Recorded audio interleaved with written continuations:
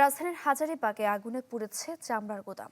নিয়ন্ত্রণে আসে ফায়ার সার্ভিসের 5 ইউনিটের চেষ্টায়। স্থানীয়রা জানান, ভোর 4টার দিকে আগুন লাগে।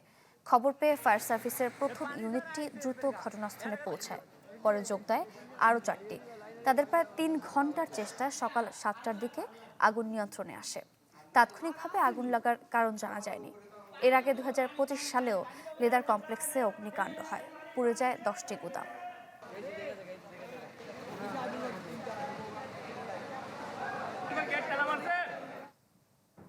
দর্শক, আরো খবর জানবো। রাজধানী হাজারীবাগ থেকে আমাদের সঙ্গে যুক্ত হচ্ছেন সহকর্মী ইমতিয়াজ মাহমুদ।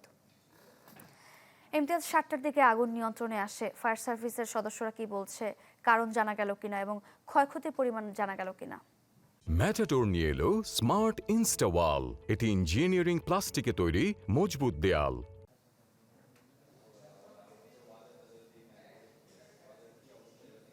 সারিকা, যেমনটি আপনি বলছিলেন যে 3:30-4টার দিকে এই হাজারীবাগ বেঙ্গল লেদার সেখানে আগুনটি লেগেছে এবং এই আগুনটি 3:30 লাগার পরে প্রায় 3-4 ঘন্টা কাজ করার পরে 7টার দিকে এই আগুনটি নিয়ন্ত্রণে আসে।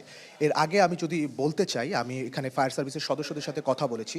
প্রথমত 3:30 পরে যে আগুনটি লাগে সেটা হচ্ছে যে বেঙ্গল লেদার যে বিল্ডিংয়ে আছে তার 3 তলায় আগুনটি লাগে এবং আগুনটি লাগার পরে তারা যে এখানে আগুনটি নেভানোর জন্য একটি ইউনিট নিয়ে এসে সেই আগুনটি নেভায় এবং এই নেভানোর পরপর তারা যখন চলে যাওয়া শুরু করে সেই মুহূর্তেই 4 তলায়, যেখানে বেঙ্গল লেদার লেদার বা চামড়ার যেই গুদামটি রয়েছে সেখানে আগুনটি ছড়িয়ে পড়ে এবং আগুনটি ছড়িয়ে পড়ে পুরো লেদার যেই গুদামটি রয়েছে যার একদম বলা যায় যে ছাই হয়ে যায় এবং প্রত্যেকটা জায়গায় আগুন ছড়িয়ে পড়ে এবং তারা আশঙ্কা করছিল যে লেদারের গুদামের ওই পাশে বেশ কিছু রাসায়নিক আপনার দ্রব্য ছিল বা পদার্থ ছিল, সেগুলোতে যাতে আগুন না লেগে যায় এবং সেই কারণেই তারা যে পরবর্তীতে আরও 4টি ইউনিট এখানে নিয়ে আসে এবং সেই ইউনিট নিয়ে এসে এখানে আগুন নেভানোর চেষ্টা করে।